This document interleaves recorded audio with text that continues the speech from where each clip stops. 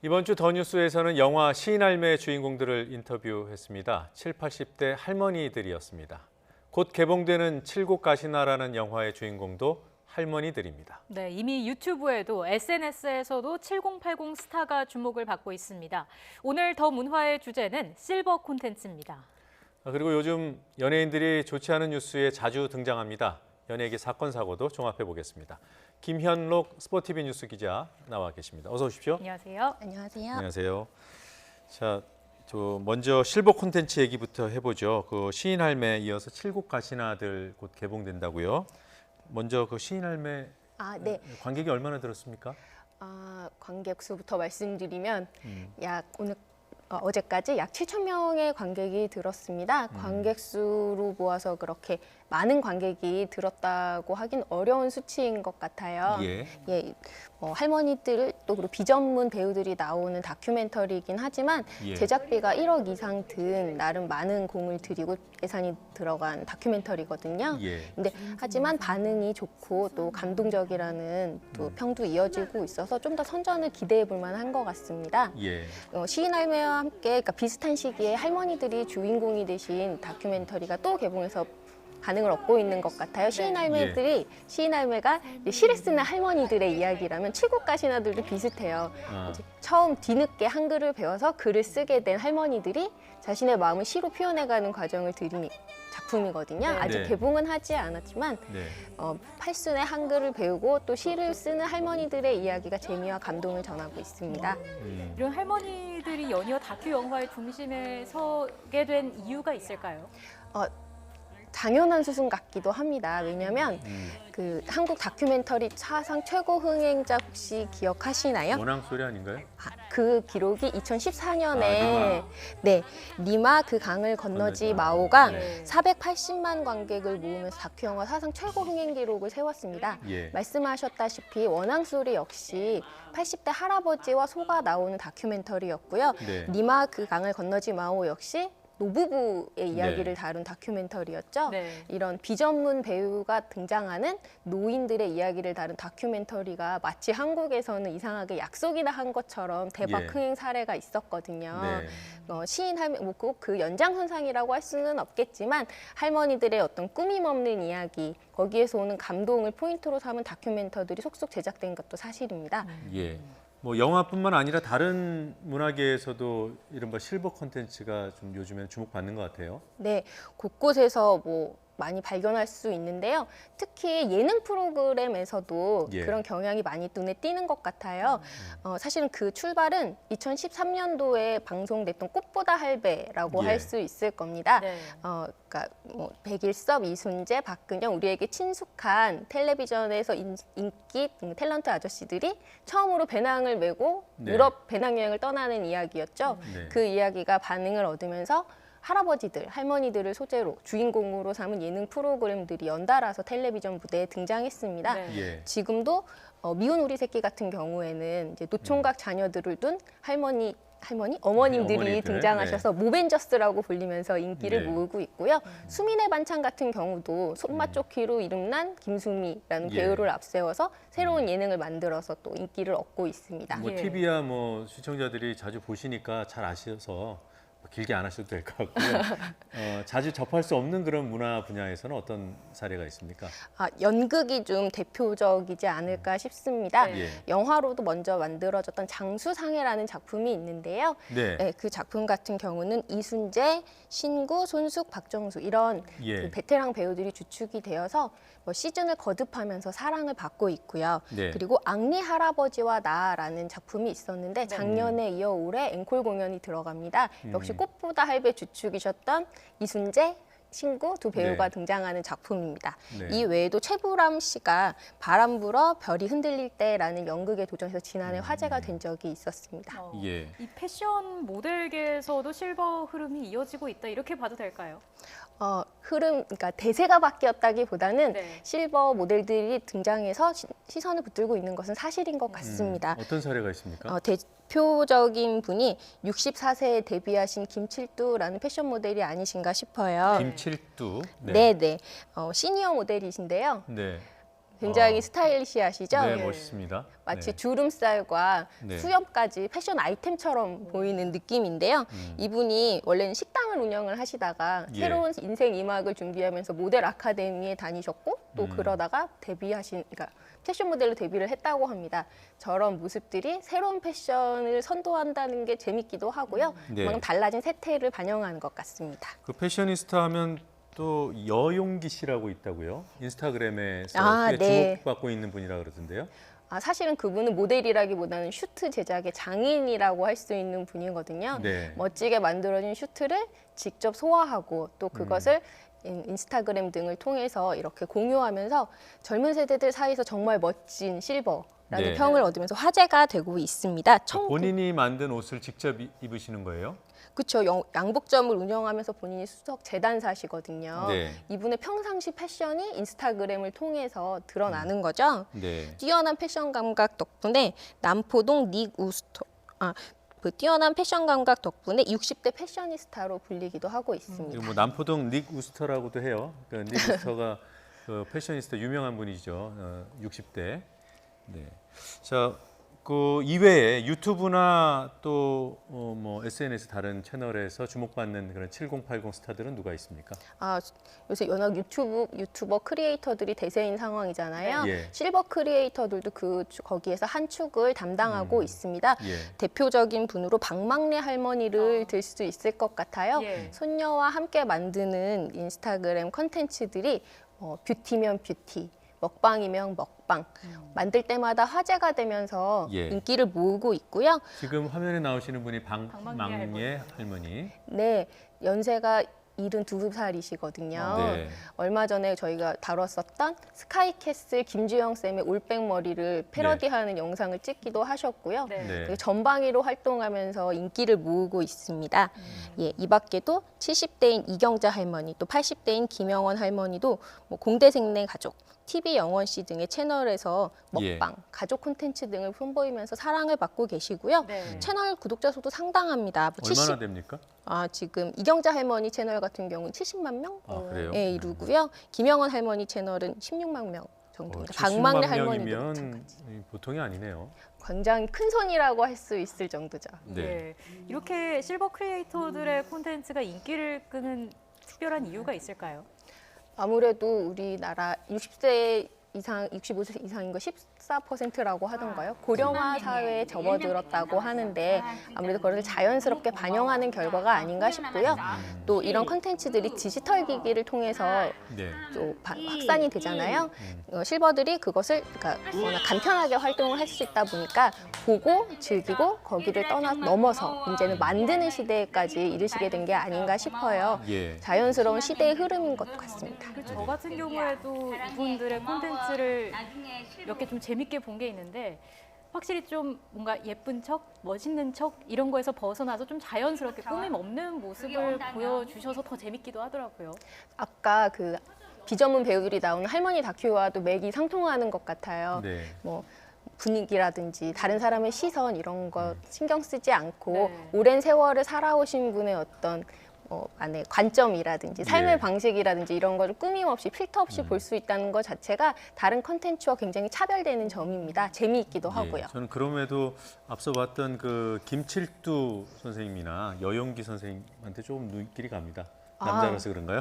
네, 그레이 헤어시니까 한번 도전해 보실 만도 할 것 같습니다. 네. 어떻습니까? 앞으로 이런 흐름이 지속될까요?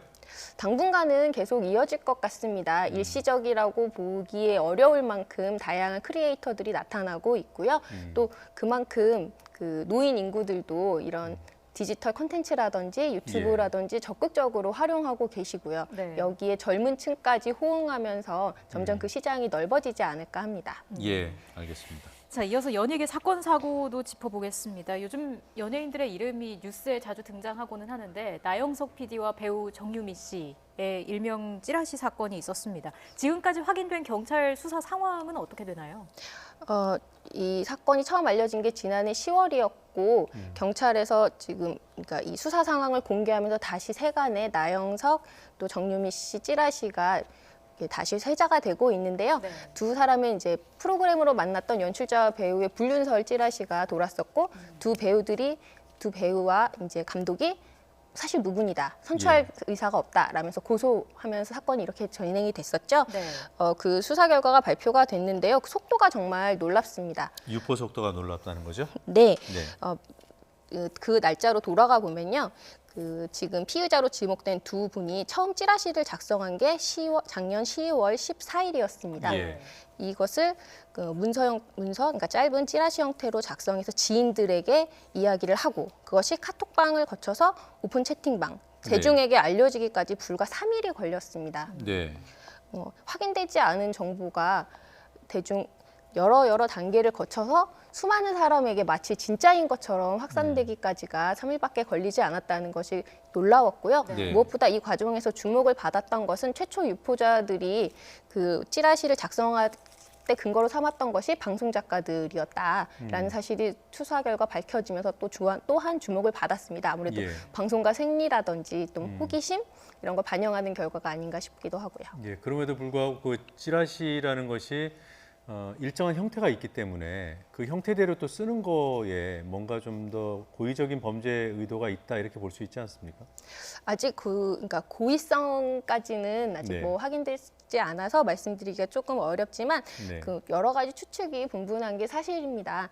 뭐 본인 그 두 당사자들 음해하려는 의도가 사실 있었다라고 보기에는 지금 피의자 모두가 이해 당사자들이 아니고 네, 또 다른 지인에게 들었던 내용을 찌라시 형태로 옮긴 것이기 때문에 고의성을 이야기하기는 아직 이른 단계인 것 같아요. 예, 알겠습니다. 네. 하지만 이렇게 찌라시를 작성한 것, 유포한 것 모두가 죄에 해당하는 일이고 법망의 처벌을 피하기는 어려울 것으로 보입니다. 예. 그런 이제 찌라시 최초 유포자가 이제 검거됐고 또 검찰에 기소된다는 그 자체만으로도 의미가 있을 것 같은데요. 굉장히 그렇습니다. 사실은 예전 같은 경우에는 찌라시들이 돌면 연예인들도 그렇고 거론된 당사자들이 그것을 거론하는 것 자체를 굉장히 불미스러워했습니다. 왜냐하면 긁어부스럼이 될 수 있다. 몇 명만 알고 넘어갈 일을 이렇게 오픈하면 모든 사람이 알게 되는 거나 다름이 없잖아요. 하지만 워낙 그 폐해가 심각하다 보니까 그렇게 널리 알려지는 일을 감수하고서라도 꼭 유포자를 색출해서 잡아내야겠다는 의지가 강한 것 같습니다. 그것이 사회 전반에 경각심을 주는 것도 사실이고요. 예, 현재 검거된 건 아니고 하여튼 신원이 확인이 돼서 입건된 상태죠? 네, 그렇습니다. 자, 음주운전 이게 뭐 계속 이어지고 있어요. 최근에 송승헌 씨, 그 뮤지컬 배우, 뭐 잊혀질 뭐 금방 있었던 일인데 안지욱 씨가 또 워낙 적발이 됐습니다. 널리 알려진 분이라서 충격이 좀 더 컸는데요. 불과 며칠 전입니다. 지난 10일 오전에 음주운전을 하다가 그 전주에서 서울로 오는 톨게이트에서 적발이 되셨거든요. 그러니까 처음엔 동정 여론이 일기도 했습니다. 왜냐하면 안재욱 씨가 그 전날 전주에서 일정을 마치고 동료들과 술자리를 가진 뒤에 잠시 휴식을 취하고 그 다음날 아침 서울로 올라오던 길이었거든요. 그래서 숙취 음주운전이라고 하는 거죠. 네, 숙취라는 말이 그래서 나왔습니다. 사실은 남일 같지 않다는 분들이 많았거든요. 그리고 사실 이런 아침 음주운전 단속이 철저하게 시행된 것도 사실 그렇게 오래된 일은 아니니까요. 근데 하지만 여론이 곧 반전이 됐었던 게 그 안재욱 씨 당시 혈중 알코올 농도가 0.096%로 나왔었거든요. 거의 뭐 취소 수준이네요. 네, 사실 취소와 아주 조금만 더 나왔으면 0.01이니까 바로 음주로 면허가 취소될 상황이었는데요. 단순한 뭐 숙취운전으로 보기에는 정도가 심하고 또 어디까지 이제 워낙 음주운전에 대한 사회적 인식이 점점 처벌을 강력하게 하자는 쪽으로 변하고 있지 않습니까? 안재욱 씨 역시 그래서 뭐 더 이상 공식 사과를 하시고 여러 가지 이제 자숙에 지금 들어간 상태입니다. 오는 23일부터 대구 공연이 예정돼 있었는데 이 부분은 다 취소가 되는 건가요? 네, 안재욱 씨는 사실 요즘에는 공연 무대에서 활발하게 활동을 하고 있었거든요. 지금 현재도 원래는 광화문 연가라고 하는 그 뮤지컬을 지방 공연, 전국 순회 공연을 하고 계신 상황이었어요. 하지만 이대로는 공연을 지속할 수가 없어서 현재 이번 금주 공연까지만 마무리한 뒤에는 뮤지컬에서 하차하기로 한 상황입니다.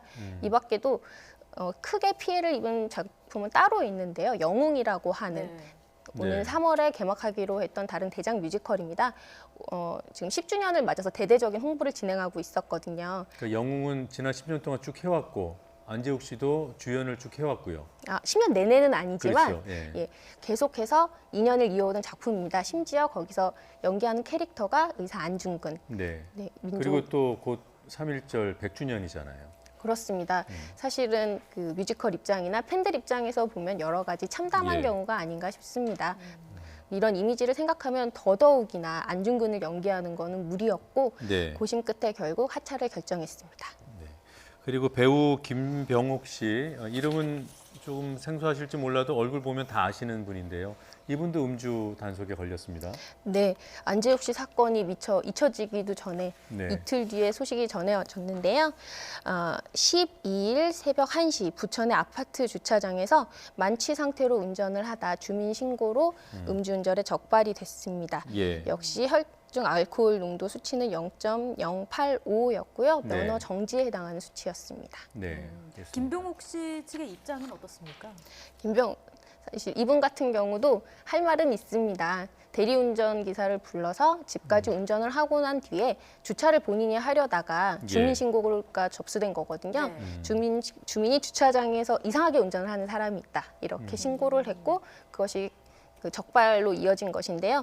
하지만 그 김병옥 소속사 측에서는 변명의 여지가 없다. 네. 책임을 통감하고 자숙하겠다. 이런 네. 네. 입장을 밝혔습니다. 김병옥 씨 지금 출연하고 있는 드라마가 있습니까? JTBC 리갈하이라는 드라마가 음. 바로 전주에 시작을 했습니다. 네. 중요한 조연이었는데요. 더 이상 출연하기는 어려울 것 같아서 현재 녹화를 마친 부분까지만 출연을 하고 네. 더 이상은 출연하지 않고 하차한 쪽으로 예, 결정했습니다. 그렇군요. 자, 이어서 버닝썬, 클럽 버닝썬 얘기도 좀 나눠보겠습니다. 앞서 저희가 뭐 속보로도 전해드렸는데 압수수색에 들어갔다라는 내용이 전해졌고요. 어떤 부분이 수사 대상인지부터 좀 짚어볼까요? 네, 여러 가지 혐의가 지금 거론되고 있는데요. 네. 버닝썬 일단은 같은 마약 혐의가 가장 주목되는 것 같아요. 네, 처음에는 폭행 의혹으로 시작했지만 현재 경찰이 수사하고 있는 주요 내용은 클럽 안에서 일명 물뽕이라고 불리는 흥분제를 사용하고 여성들을 성폭행했다는 의혹, 네. 첫 번째로 들 수 있습니다. 예. 동시에 클럽에서 마약을 판매했다는 의혹이 유통 있고요. 의혹도 있고요. 네. 그에 더해서 경찰과 클럽 사이에 어떤 유착 관계가 있는 것이 아니냐 하는 의혹까지 도마에 올랐습니다. 예.